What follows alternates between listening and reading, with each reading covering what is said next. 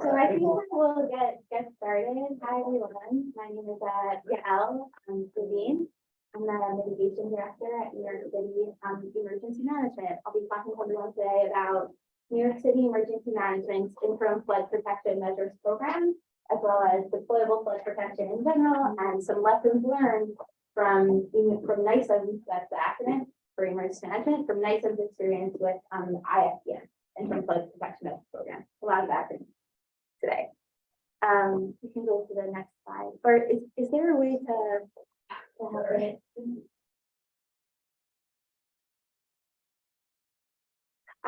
So I do want to give a shout out to my colleague Susan Rubin.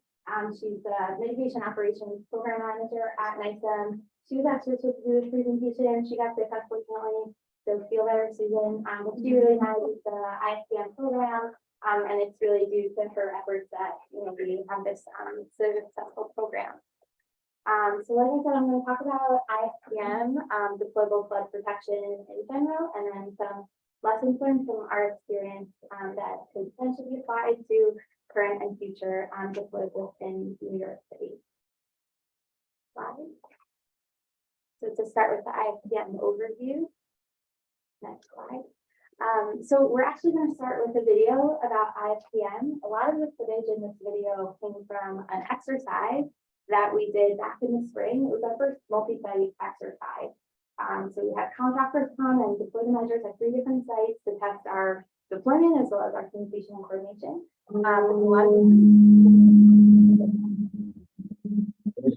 Sponsor worse and worse and worse. Risk. Climate change impacts are already happening today. We need to act.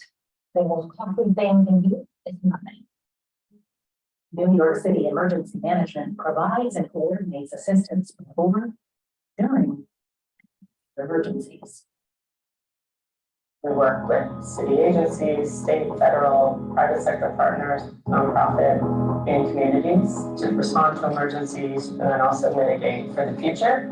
Emergency Management administers the Interim Flood Protection Measures Program, IFPM, which reduces the risk of surge flooding caused by tropical storms and hurricanes at critical city facilities, infrastructure, and low-lying areas. The IFPM is part of our suite of tools that we're using to combat climate change and address the climate crisis. IFPM is not a permanent solution. The goal is to provide temporary measures today for reducing our impacts on flooding, while we work on more permanent and long-term solutions.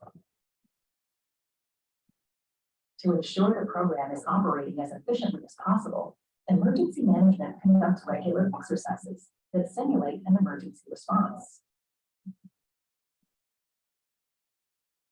We distribute our equipment. Emergency management is constantly preparing and preparing for something that would really hope never happens. And these exercises is really a piece of making all of us more prepared.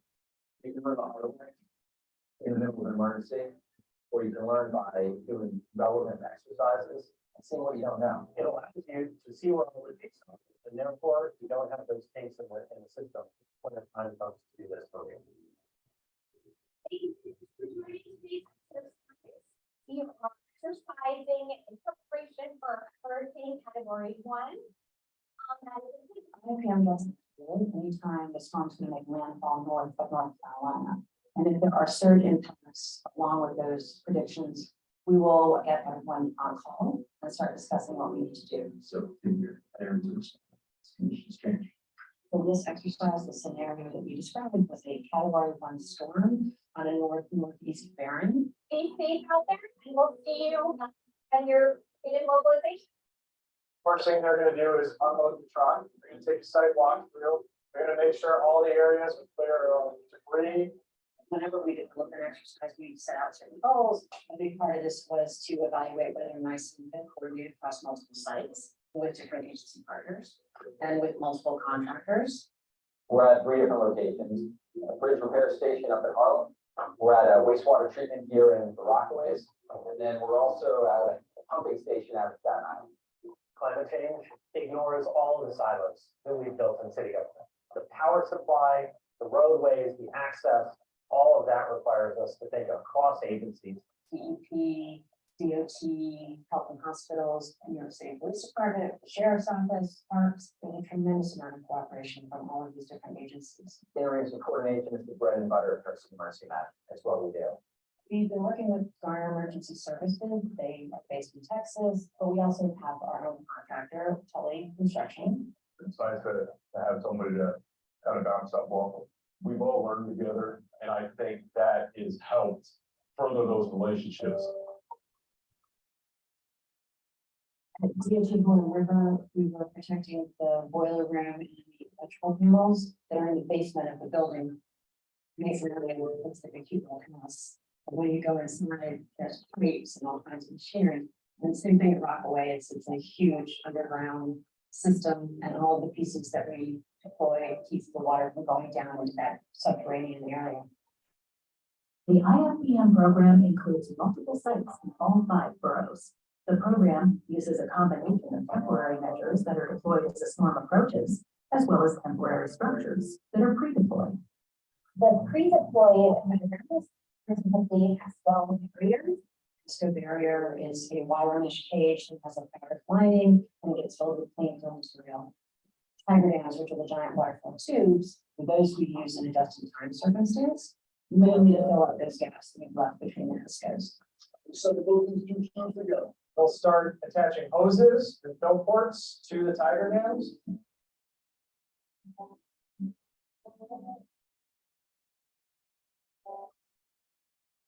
And then we also use lead panels, which you can see more likely around the boiler room or electrical room to close up that opening.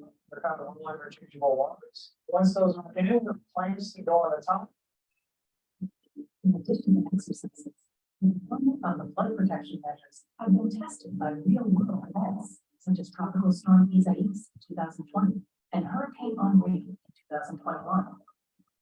For Tropical Storm Isaias, we determined there was one site in our program that may have been exposed to flooding. That's actually a seaport. Fortunately, this one did not have impact, but it was a great opportunity to see how our measures worked in the field. Hurricane Henri was really unpredictable. We made the decision to mobilize.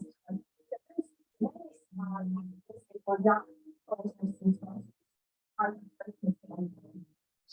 Well, not to be as bad as initiatives, but it's always better to go on down than to be on. The goal is to make sure that people can get into their facilities. Programs are designed to protect people, and therefore everyone does need to heed evacuation orders when they are issued. Yeah, we want to further make sure that it still looks good. There's no leaks, there's no punchers. Each exercise ends with an evaluation, and while the goals for this exercise were met, there's always room for improvement. We're always testing our assumptions, making sure that our timelines line up. We'll sometimes find out something about the design that needs to be tweaked. The dams over there don't need to be 50 feet, they can be 30 feet. That's why we do this. We can correct them for the future. The installation process is much easier. Gravity will kind of take over, unscrew the clamps on the top, and each flow panel can be removed individually. The more that we practice, the better prepared the city's gonna be. I love talking about the interim flood protection measures program. We provide peace of mind to a lot of the neighborhoods that experience flooding. It's been really, really satisfying to work on this very concrete program and know that I'm helping the city in its efforts to mitigate against surge flooding. Climate change is a challenge for everyone, and the city is facing that challenge. but we're doing policies for New Yorkers so they can have thriving lives in the future, even as the climate changes. New Yorkers should know that we're able to operate in the city during the most difficult times.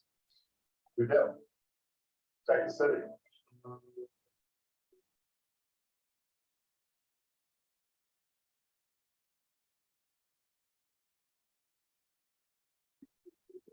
So is there a link for that video? Yeah, what is it? I don't, it's like a YouTube link. I don't know the best way. What's the title of it? What is the title of it? I guess it's IFPM. I mean, I'm happy to distribute the link. Don't know. And There it is. a way, yeah. Okay. I know it's Okay. not like the nice simple link. I think we need a better picture. Okay, well now everyone is an expert in IFPM, so I'll go home.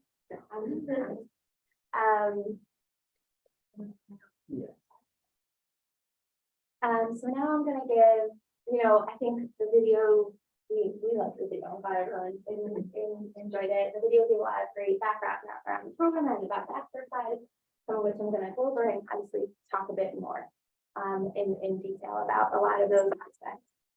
So IFPM was established in 2016. I mean, we're all here because this is a Sandy Plus 10 event. Here talking about and thinking about the ways that Sandy shaped our city. So IFPM, was really in response to Sandy. Right, there were a lot of facilities and neighborhoods that were impacted that now some of which are in process or wherever they are and completing their long-term permanent mitigation to protect against another Sandy. And then IFPM was created to fill that gap, right? The I stands for interim. So it's an interim program that provides low-level protection from coastal storm surge to city facilities and neighborhoods. And the criteria for the facilities that are in the program, they all had to be within the flood zone and impacted by Sandy, and they all have to be on their way to getting permanent mitigation. And in terms of, how the program works, working with each site and the life cycle, even though these are temporary interim structures, there's still a lot of engineering analysis and design that have to go into each site to make sure that it will be effective. So we do that and then go through all the permitting and construction process. So it takes about 1 to 2 years until a site gets online, until a site is operational. And then our target is to have sites be operational for about 5 years. This has always happened. Sometimes we have to extend the IFPM protection given that the site mitigation is coming a little bit down the road. But we work with the site partners to do that and hopefully eventually retire all of the sites when the permitting is achieved. Next slide. So there are a few things that IFPM does not do. It's important to remember. IFPM does not mitigate rainfall flooding. It's designed to protect against coastal storm surge. Like I said, it doesn't really protect against severe events like Sandy. Each site has a different level of protection based on the site characteristics. I'll talk more about the measures, but they only go up to about 4 feet tall. So based on the site characteristics, that results in a different level of protection for each site. It might be protected to a 5, 10, 20-year storm. It does not protect against events like Sandy. IFPM doesn't fully eliminate flood risk. There's usually some residual risk in terms of seepage, etc. And we don't activate for nor'easters. There's not enough confidence in the forecast. There's not enough time in terms of when the forecast information comes in to be able to deploy. So we deploy for tropical storm and hurricane. And the most important thing, which is said in the video, which we always say, because we're emergency management, IFPM is not a life safety program. If there's a tropical storm or hurricane, there may be an evacuation order. If everyone here doesn't know your phone, that's the great thing that we would recommend, if you live in a hurricane evacuation zone, and everyone always needs to listen to those evacuation orders. IFPM is for infrastructure protection so that people can get back to their homes, facilities can get back online faster after a storm. Yeah. For Hurricane Ida, Mm-hmm. so that here that was a rainfall. Correct. But it did start out, it did landfall a hurricane. Would that fall under your mitigate rainfall flooding and you did not activate? Correct. Now, just may I ask, were any of the facilities that you have IFPMs for adversely impacted by Ida? That's a good question. I don't know offhand. Sure. Maybe I'll try to balance questions and moving through. So we'll kind of see how many questions people Do you have. have a map that shows where your Yeah. interim projectors Yeah. are currently deployed and where they will be deployed? So there are currently no plans to add sites to the program. I do have a map on the next slide, so I will back to that. Okay, so I started talking about the measures in the program. We work with a limited number of measures that provide up to about 4 feet of protection. These are viewed as, tested, stable measures that we can rely on for this deployable flood protection. And when we talk about the measures in ICM, we talk about whether they're pre-deployed or just in time. And this really gets to the theme of what I'm talking about today of the deployable flood protection. So pre-deployed means that, we put them up and they stay up all year round. Just in time means that they're put up 72 to 12 hours prior to a storm. So sometimes we have pre-deployed elements in each alignment, but there's pretty much always some just-in-time element, right, where there might be impact to traffic or daily operations or use of the site. So the just-in-time pieces are to fill those gaps so that the alignment can be operational prior to a storm. And these are the three types of measures that we use in the program. So there are Haskell barriers, and if you've walked around South Street before in the Red Hook, you might have seen them. We talked about it in the video as well. Wire mesh fabric lined cage filled with clean fill.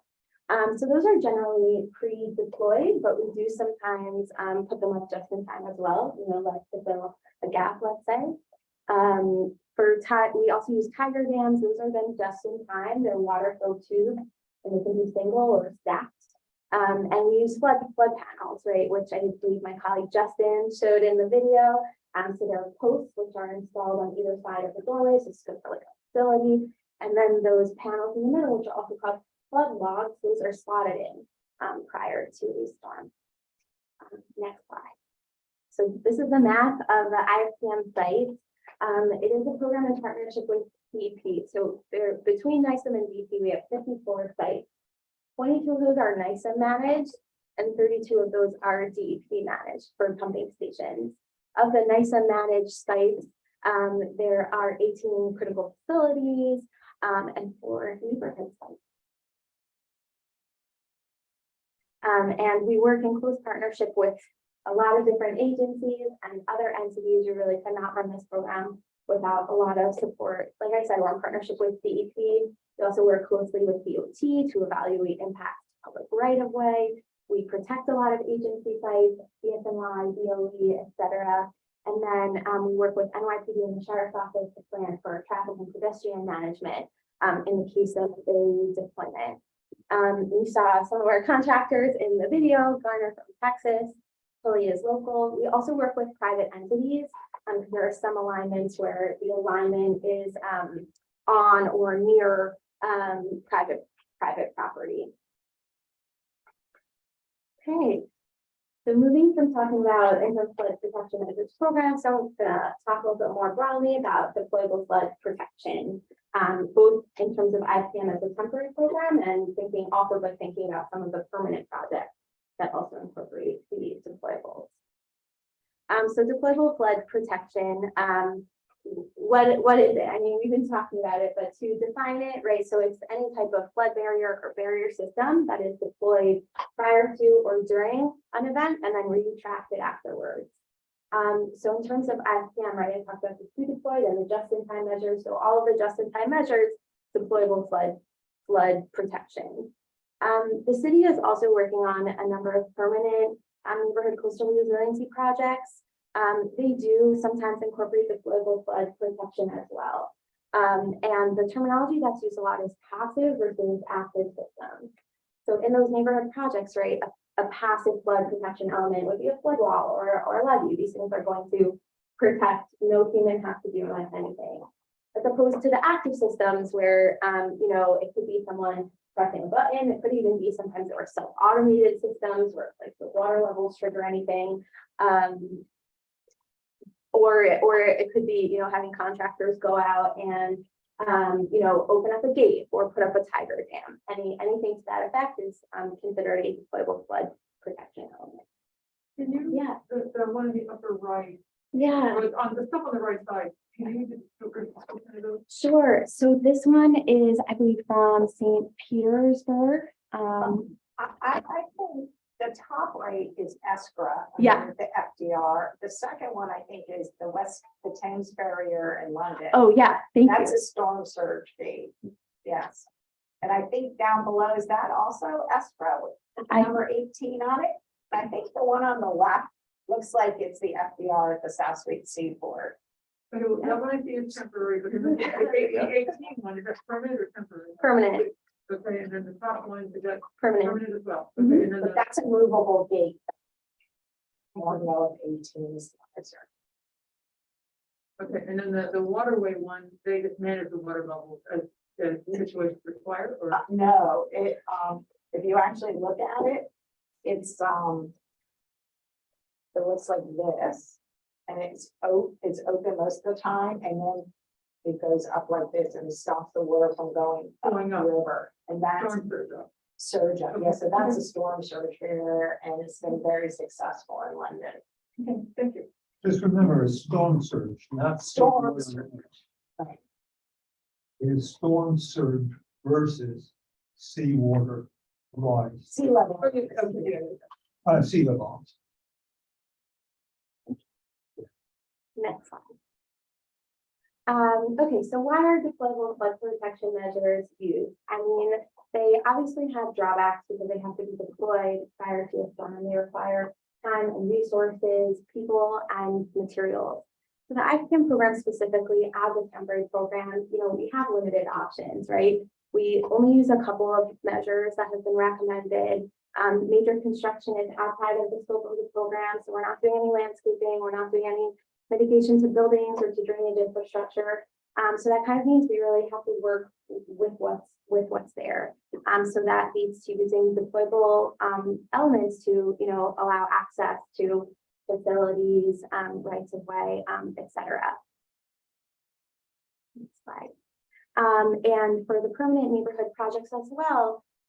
So the New York City planning guide, I'm trying to read it because I did not memorize that. New York City Neighborhood Coastal Protection Project Planning Guidance does include maximizing passive infrastructure as a design guideline, right? Which makes sense logically, right? We really want to maximize the amount of passive protection that we can get to minimize what has to be done prior to a storm.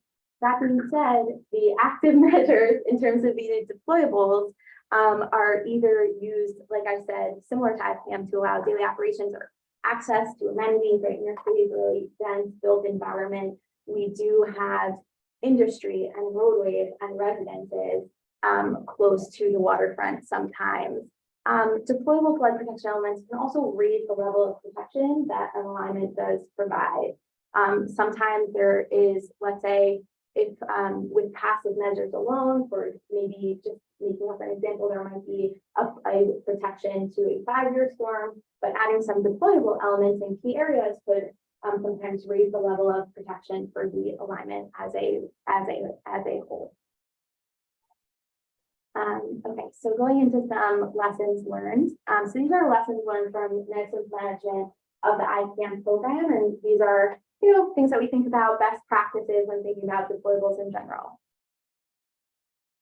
So I'm going to go through 5 lessons learned: risk-based deployment, staggered decision-making, the logistics management, emergency operational planning, and communication and coordination. So number 1, risk-based deployment. And this was talked about in the video a bit. I don't know, so maybe people caught that. But originally when the program was created, the assumption was that if there would be a hurricane that showed surge risk to New York City, then all the sites would be deployed. That was just the assumption. In 2020, Tropical Storm Isaias, it showed risk to only one IFPM site, the South Street Seaport site. And this was the fact that it showed risk to the site that was determined by using a storm's direction and category. There are models from NOAA called slosh models, and they basically show storm surge risk for hurricanes and tropical storms using the category, direction, and speed as well. But direction and category are some of the primary ones. So using slosh models, we saw that Tropical Storm Isaias could only potentially impact one of the IPM sites. So the decision was made to deploy at South Street Seaport. Like you saw my colleague explain in the video, ultimately there were no surge impacts at that site, but we did learn a lot of great lessons from that deployment. Hurricane Henri, similarly, we saw that based on the slosh modeling, there were only 4 IPM sites at risk, so we mobilized contractors for those 4 sites. As the forecast changed, we saw that there was no longer surge risk at those sites, so we actually stood down. We did not deploy, but we had contractors mobilized and ready to go. And then as of this year, we've taken all of that splash model data and worked with our GIS team to put it in a lovely GIS viewer, which has all of the sites and the alignments and all of the splash models. So we can see any time of year, using the basic characteristics of a storm, that direction and category, which sites would be at risk. So we can use resources for the sites that would be at risk. So this is building off the risk-based deployment, right? Thinking about what's the most efficient use of resources, what is at risk, and how we can use our resources effectively before a storm, because deployment does require a lot of resources. So another element to that is the decision-making that is staggered. And this is really due to the fact that hurricane forecasting, the confidence in the forecasting is usually not very high a few days out. The forecast can change and the confidence in the forecasting gets higher as you get close to 0 hour, which is when the storm would be approaching, which is when the tropical storm force winds hit. That's known as 0 hour. So in IPM, we have two decision points, so we can be as flexible as possible in our decision making. We have at negative 96 hours prior to the storm, we have the decision to mobilize. And like I said, talking about Henri, that means that contractors gather staff and their equipment and they're get ready to go. Then at negative 72 hours, we have the second decision point for deploying the measures. So this was exactly what happened in Henri. So we saw that this actually was a very helpful to have this decision making that was staggered, because we saw that sites were at risk. So we mobilized and then we continued to get forecasts that were no longer at risk. So we did not do the deployment. Especially thinking about, a program like IPM with so many sites, we really want to target what will be at risk. Next slide. So number 3 is the logistics management, which I think everyone hopefully had a good sense of in that video. So obviously the Tiger dams are needed to deploy IFPM. There's also a whole suite of tools and supplementary equipment for the Haskell barriers. Some of them are done just in time, so they need sands and the coverings, etc. So this crate. So at the NISM warehouse, there's like this enormous wall stacked with those crates from floor to ceiling. There could be one per site, there could be like dozens per site. It really just depends on the alignment. But basically, the IPM program is a partnership between the mitigation unit at NISM and our logistics team, and they manage all of the inventory. So they have every crate prepped, labeled, ready to go with all of the equipment needed per site, so that in the event of an emergency, they could just be taken directly by the contractors and they would have everything that they need to deploy at that site. Where is this? This Location. This is Brooklyn, Bronx. This is Harlem River in Upper Manhattan. That was one of our exercise sites. Oh, I was talking about where it gets stored. Oh, the warehouse, that's in Bushwick. So for Seaport, they have to bring everything from Bushwick all the way to For all Seaport. the sites, everything is in Bushwick, because we have 2 contractors, but each one is going to do multiple sites. So it actually is helpful to have us be able to kind of directly manage everything and then make everything to the site. Yeah. But it really depends on the context. Sometimes the global flood protection, the materials are best stored on site. Like an agency has a facility and they're going to manage their own deployment, they probably want to store it on site, but because NISM is managing the deployment, it adds some travel time, but it makes it more efficient generally. We'll go back one second. We also think about the personnel needed, right? We have 2 contractors, so we plan for that as well. The second bullet, transport plans, right? Making sure that the personnel can be there, that the equipment gets to where it needs to go. Something that we also think about, if there are multiple sites that are going to be deployed, sometimes agencies are doing their own deployments as well, making sure that there are enough resources to get everything done. Number 4 is emergency operational planning, which this is kind of, yeah. You say coordination between agencies, what kind of coordination does that mean? For multiple agencies deploying their own materials. You said there was coordination. How does that coordination take effect? Yeah, so that's a great question. We talk to different agencies. There are some, No, I meant at the time of the emergency. yeah, And so, you have different agencies doing a deployment. well, so for the interim flood measures protection program, NICEM is managing the deployment. So we would be in touch with the agencies who have sites in the program. If an agency is doing their own deployment, it really might not affect each other, but we would be in touch with the agency and probably have coordination, have them on coordination calls or share status updates with each other to track those deployments. But in that case, they would be fully managing, their own contractors, their own resources, their own equipment. So we would make situational awareness. Is there an overlapping territory? Not off the top of my head. Yeah. If there's a place that uses this equipment and it's not under your purview, do they have consistent equipment to just swap out parts, or do they make their own purchasing decisions? They would make their own purchasing decisions. We wouldn't recommend swapping out parts because each site is like designed specifically for that site. Even the flood panels, they're like cut. No, cut that I back. understand, but like for the For the tiger dams, I mean, like if, DEP called and said, we need more tiger dams and we had extra, we would give it to them, but we wouldn't plan for that because they're of specific widths and lengths as well, designed for a site. Sure. So emergency operational planning. So this is kind of the core of what NICEM does for all types of emergencies and the operations that go along with them. So we do this as well for the interim flood measures protection program, where we develop, plans, protocols, playbooks, et cetera, for the emergency operations, all kinds of scheduling and cost estimate tools so that we can right away see, okay, well, if we need to deploy at XYZ sites, what is that going to cost? How long is it going to take? Who do we need to contact? So we work year round to have all of that ready. And the exercises, I think, the commissioners were talking about this in the video, right? They test our planning assumptions, did it take as long as we thought? Are we missing anything in the equipment? Are there any other needs for communication?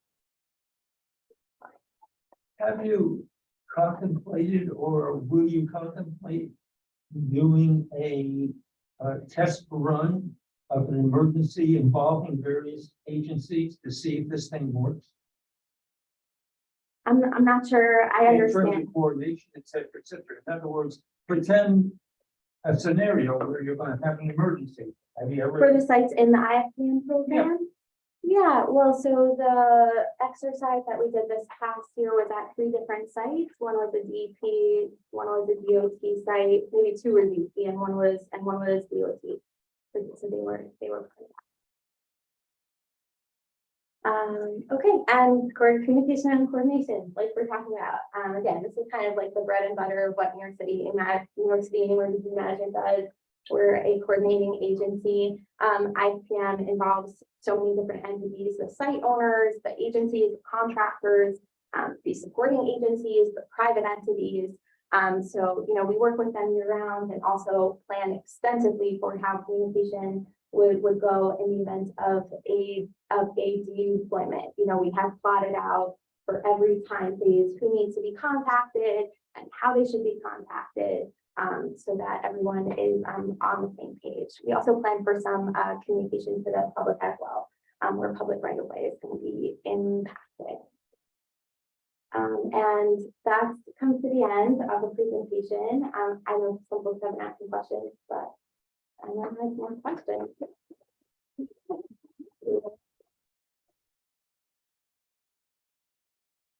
Nobody else will know. First of all, your interim is only 4 feet. Correct. The measures go up to about So 4 feet obviously, from ground elevation. if 4 feet turns out to be too low because of a significant flooding problem, what you turn behind it is a bathtub. So our engineers do the analysis, about that as well before we put up a site. Yeah, I but think floods we are should do so. notoriously unpredictable, you just don't know. So if you're only going 4 feet, I can easily see a situation, you've got a lot of water behind behind the gate simply because it overflowed. And is there a way to drain it? Yeah, I mean, so we look at drainage as part of the engineering phase of each site. Actually, a lot of sites are deemed infeasible because of the drainage infrastructure to make sure that water is not going to come up from behind the measures. In terms of overtopping, yeah, I think that's definitely a concern for probably any type of flood mitigation that people are going to do. So, that's something that our engineers definitely look into. And another Achilles heel on this is the manpower required. Yeah, exactly. Now, if these people are coming from flooded areas, they may not show up for the job. They may be interested in keeping their homes safe. Yeah, that's a good question. I mean, we plan as much as we can. Like, that's part of the reason why we have one contractor from Texas and one local, because there are pros and cons to each one. We do, for a full city deployment, we would start also 72 hours prior to 0 hour. And yeah, we can safely plan. Yeah. Yeah, there's two quick things. The first one, I think in your presentation, you suggested that the focus will be really on coastal-based flooding due to tidal or surge. I'm not sure, right? Yeah. And not necessarily rainfall. Yeah. But in typical storm events, you have a combination. And therefore, the forces and the stressors that are going to be faced, you're going to get the water coming in is going to be, adding stress to the actual structure that you have temporarily deployed. And then you will have, you cannot underestimate the force of the water, especially, like, say, upstate New York, or even in New York City, in Manhattan, upper Manhattan, where you have elevated areas, you're going to have water coming down at pretty high velocity. So the force of that water. So I could see some little instability there. I was wondering, can we look at systems that could deal with both? And the second point was just for us really, the water that you're going to put in to the water-based solution, it has to be salt water, because if it's fresh water, it will float on because salt water is more dense. No, okay, so I'll answer your second first. The water to fill the Tiger Dam, so they're attached to a fire hydrant. So that's fresh water. Yep, it's just regular But review there. if it's there, wouldn't the fresh water float on the salt water? Well, the Tiger Dams are like They're braced. stabilized, Yes, okay. they're stabilized. Thank you. Yeah, they have anchors. There's a whole system that I'm not the subject matter expert in, but of straps and like braces to make sure that they are tied down. Because you are right. If they're not strapped down, then they could potentially float. So we do our best to anchor and stabilize them. And in terms of your first question about rainfall, something that we also look at, right, is what if there's the combination event of surge and rainfall, right? The ICAM is not going to protect against rainfall, but we do analyze to see where we need to have pumps in or near an alignment to make sure that there's no rainfall getting stuck within the alignment. So we do plan for that. In terms of the impact of rainfall, I don't know, that's a good question. I'm not familiar with that. We also do analyze for wave action. A lot of our sites are in a zone where they could be impacted by wave action. So we do analyze for that, and we see, what the measures can be stable enough, both in terms of the water height, but also just the going down the work of the weight of the wave action, that they have the right, that their level of protection does. Thank you. What are the other, what are the names of the other barriers? Is the Tiger one, or what? Yeah, so what is the it? Tiger Dam is the orange tube. Tesco is the compacted. How does the Tesco one work?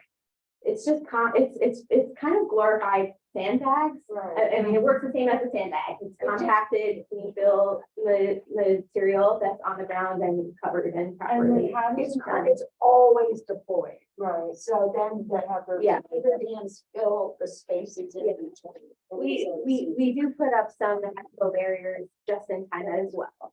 Then how do you make the decisions about like, at what point does it stop? Because obviously the water will be everywhere and move around it. That's a great question. It's primarily based on the elevation of the ground level. So we kind of have to, we have what we call tie off. We kind of have to have the alignment getting to high ground. And is the system is already designed that way, so you have those already? Correct. And sorry, one other question. Yeah. Do you have any information that you can share about the longer term solutions and sort of timelines and preparation for when those might be, under construction? That's a good question. Obviously, some are under construction. I can't really speak to those. Those aren't managed by NICEM. We kind of support in the operational plan for the deployable element. Hi, well, this was great. Obviously, you know, I live here in the Seaport. Yeah, I want to cheer for that. Your interim flood protection plan. I think one time, I just wanted to point out for the other folks here, what's your life expectancy of the PESCO barriers? I think it's like only 5 years. Yeah, right? so it's 5 to 7 5 to years. 7. We have them evaluated at 5 years. Sometimes they can go a little bit longer, and then sometimes we do a replacement as well at a site. Okay, and I remember when they did that deployment 2 summers ago during COVID, they started Sunday, Monday, and then Tuesday they were finishing it up. So it took Yeah, 3 days to deploy it when the streets weren't crowded because it was COVID and lots of machinery. definitely. And so That- the cost to deploy it is not insignificant either. Correct. Do you have estimates for that? We do have estimates. I don't think I can probably share Yeah. those estimates, but Okay. we do, and Seaport is one of our largest sites. So our really large sites, Seaport and the Red Hook sites, those are 2-day sites. It takes 2 days to deploy those Oh, you sites. you say 2 days, okay. Yeah. I mean, yeah, That's, I think they were there like Sunday I through. think it was 2 days by the weekend of, It was it was 40 the hours. install was the next, was the other day. We were, our footprint was still there for the installation. Yeah, I'm jumping in here. Another answer. So, coincidentally, a couple months ago, a private sector person asked me if I knew of any studies on effectiveness of temporary barriers. So do you folks have any studies that you can share, or any of the studies of your measures, or any of the measures of yours that you studied, that you can release that information, as well as any of the other studies that were done in order for you to be able to select your barriers? Ours, there's a certification that does happen with these measures. I believe we would have to go to our engineers and ask. I believe there's, the Army Corps of Engineers also had some research that, went into some of the early research that we did, but I would have to look back at it. So, Yeah. so if you're behind the interim flood protection measure, is that FEMA certification, so you get a discount on your insurance? no, because that's a temporary measure. Okay, it has to be a permanent. Great, thank you. So what And sorry, we're also not the 100-year floodplain, so FEMA certification is about protect. That really is also the level of protection. So we're not also mapping, we're not even 100-year level of protection. So as Catherine said, you have a 5-year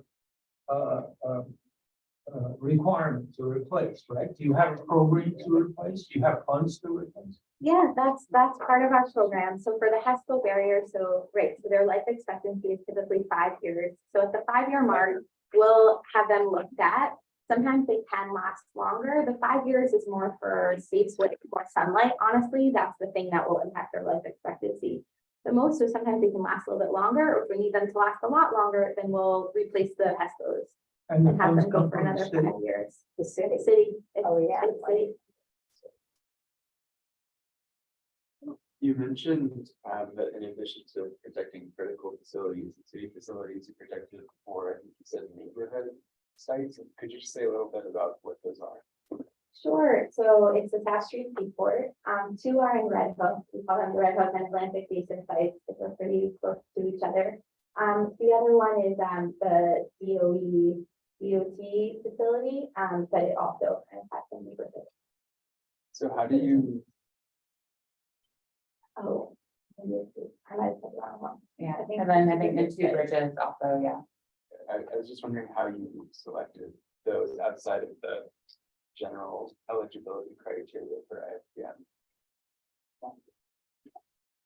I mean, we had hundreds of sites submitted to us. I don't remember the exact number, but we went through two different waves of submissions. So we worked with many agencies and looked at all kind of the low-lying areas of the city. In anywhere like within kind of 5, 10, or 20-year flood risk, and then for neighborhood scale, and then agency critical assets that had long-term investments coming. And then, I mean, as we went, when we did a series of analysis to see where we thought these measures would be effective, and really just the whole feasibility of wherever we thought we could do something good, then we went as far as we could, and what's in the program is where we were successful. So earlier in one slide, you said a couple of times, it's not about life safety measures. So when you protected neighborhood, what is the intent of that protection? And the focus of that protection of protecting a neighborhood, if it's not protecting life? Property. But how do you define that? Yeah, to protect there are usually a number of buildings that are protected.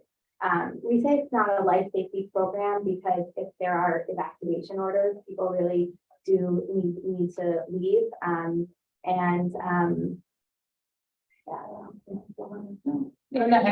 Is it just protecting private homes, or is there significant infrastructure there that you also trying to protect? Or can you give a little bit more information on which neighborhood you are able to qualify as qualify to your program? Yeah, so I mean, we did try to look at, and it did go into, again, the interim was in the attempt of looking where we felt that there was some ability to find, there was a long-term plan or investment or study underway. So that was for the neighborhood scale where we did try to go with that match or harmony, where there was some studies underway as well. So that was the pairing. And then, so EMCR, ESCR was the study, and then LMCR, where you get into the lower Manhattan, and then radical resiliency. So the protection is everything behind it. So street and buildings, but buildings really are the primary focus, all uses. So we consider residential really the primary goal. We want people to be able to get back in their homes, but businesses obviously are critical as well. Streets, we consider important, but the streets the waters will recede, right? If people evacuate, the waters will recede and will be accessible. So for us, it's really about making sure that people can get back in those buildings after the storm. Okay, good.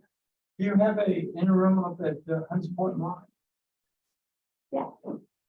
It's at a building level. It's the meat market specifically. The meat The market, meat market. not the entire food district? No, we did look, it's actually really high. The Hunts Point, we did the analysis where we're at, it's actually at a higher elevation where we were able to find But it's in a flood zone. it is the areas where we're in, I think there's actually some parts of it are in, I think only part of it is in the 100-year and then the 500-year flood zone. So where we were the most critical, when we did our analysis where the department where we were looking to do, I think where the most effective measures could go. And that we knew that there was something permanent was coming at the time, and this was in 2016 in our program. We were looking at the utilities as well, and so those where we are is it's the meat market where we ended up going. I guess I'm not really explaining that well, but we kind of did our analysis of the site. We worked with there was the rebuild by design study that was underway, and so we kind of worked with whole risk analysis, and so kind of looking where we thought that the target was. Where it's actually, I think we're above the 100-year floodplain where we are, but we are at the meat market. It's the meat market powerhouse is what it's called.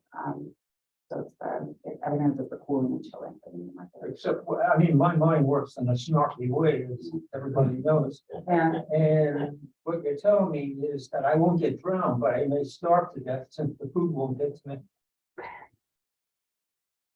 All right, it was a comment. No, I don't. Sorry, but because we're protecting the sorry, so our Forty protection. percent of our food comes out. No, I of understand the our criticality. market, and it did flood over, and if it's got a real heavy storm that you don't expect, it's gonna flood again.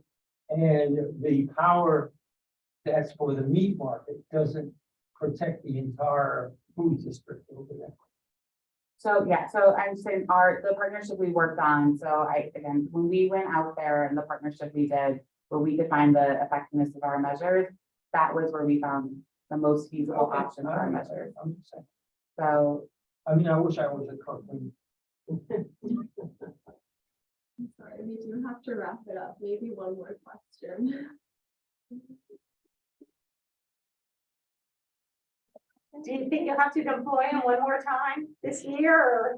We're just holding our breath, waiting for the season to be over. So hopefully we'll get through this year without having to deploy. Plan for the worst, hope for the best.